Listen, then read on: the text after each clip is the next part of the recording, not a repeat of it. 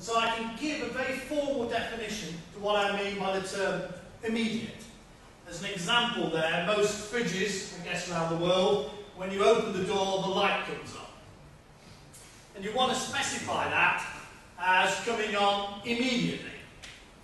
But of course you need to be able to implement that, so you can't implement simultaneous, so you can't implement instantaneous things. You've got to give some tolerance to that. So you want to specify an immediate behaviour. Fridge door open, light comes on. Methane high, turn the pump off, if you've ever seen the methane case example, which is a common one used in the real-time system. So it's a very natural way of expressing requirements. And again, we've got this phenomena that if we have two events that are simultaneous, then they map to activities, and we constrain those activities to occur within the precision of, again, that band up there.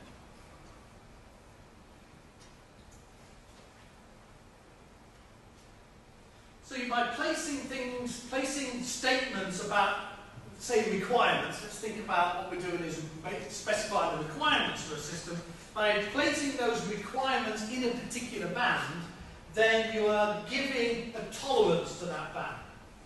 So if we place this requirement for fridge door open, light to come on, in a seconds band with a precision of 10 milliseconds, then we're saying in the seconds band, I'm going to view it to be instantaneous. But at a lower band, I'm going to allow myself to implement that requirement by identifying that the door is open, travelling some switches, doing some communications, sending some voltage to a lamp, allowing the lamp to warm up such that a human would perceive there to be light on. And that's going to take a while. And I require it to take no more than 10 milliseconds because of where I put the specification. If I put it in the minutes level, with a precision, say, of several seconds, then I'll have several seconds to implement that requirement. And if I put it in a lower level, I'll have a tighter constraint on that requirement. But the key thing is that I initially put it in a place that allows me to say something very powerful and strong about the timing requirement, but without having to talk about the timing requirements at all. I'm using immediate, simultaneous, things that are easy to put into requirement specifications. Another example that I've used before, and you may have seen this as you walk around buildings, a sign that says, this door must remain closed at all times. Seen that? You know, that is not a door, you know, it's a wall. But there is a meaning, there's a clear meaning. It means it should be closed most of the time, but it is allowed to be opened occasionally.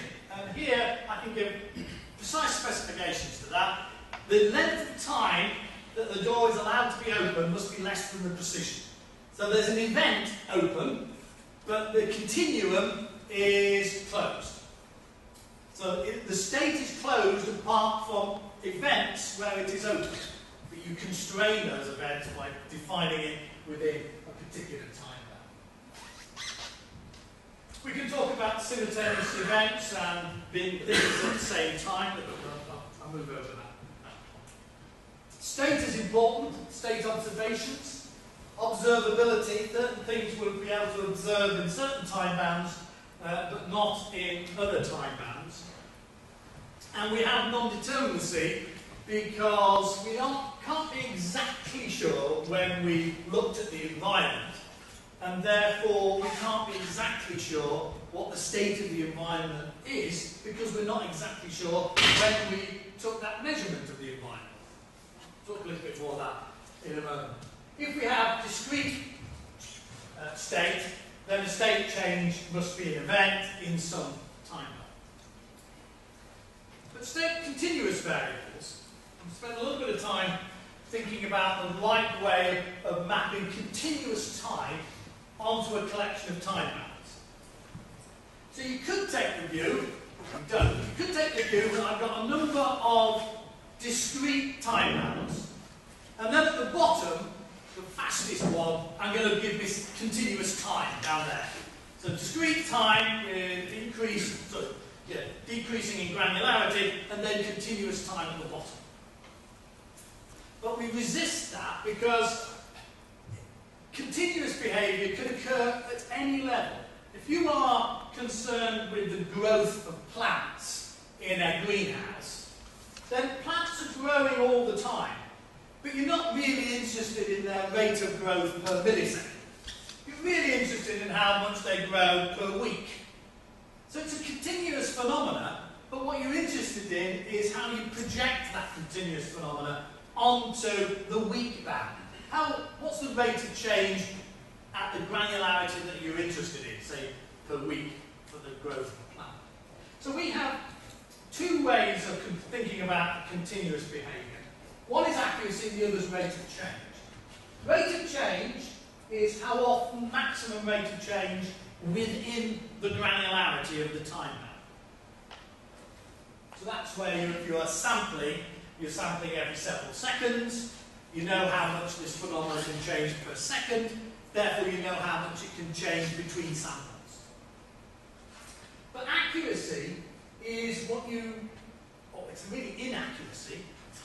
It's what you don't know exactly the value that you take when you look at the environment, because, as I say, you don't know exactly when you took it. So precision, which is the length of an event, that's how much a continuous phenomena can change during the length of an interval of length precision in the band that you're concerned with. Again, I'll try and give a little example of that in a moment. I'm pushing on a bit. So,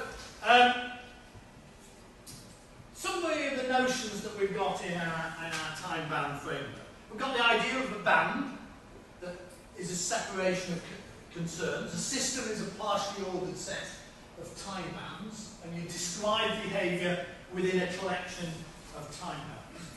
We have this notion of separation by being able to see certain things have been instantaneous and certain things that have been static.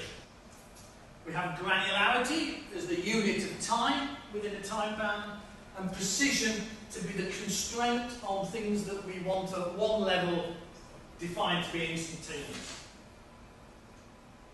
We have an event, which is this thing that as an abstraction of an instantaneous and atomic behaviour. Activities that take time and require resources. We have abstract clocks to give us coordination. We have precedence, one event happening after another event. We have simultaneous, two events occurring at the same instance, not necessarily the same time. Time is a lumpy thing. The same instance means they are simultaneous. Immediate is a precedence constraint between two simultaneous events. So they are simultaneous and ordered.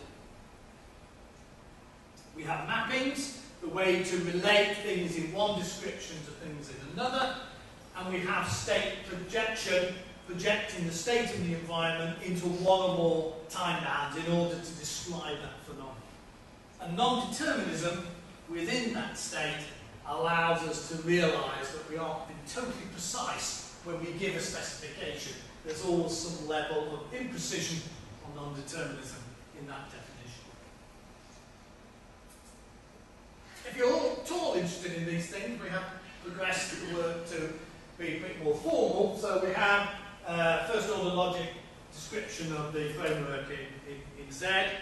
We've looked at ways of giving a full description of the semantics in duration calculus. We considered for some time because it's got the idea of super dense time. So things can occur at the same time but still be ordered. And that's one of the things we want. So super dense time in duration calculus is useful. But currently the formalists within the group who are doing this work have been using a state-based version of CSV, process algebra, called Circus, adding one or two things to it, one of which is called a miracle. So you need a miracle in order to do this. Slightly worrying. But we have a semantic description. Having got that, we want to move over to actually using this, and to use it, you need language. You need to be able to specify systems using a time-band language. So we've started to work towards that by defining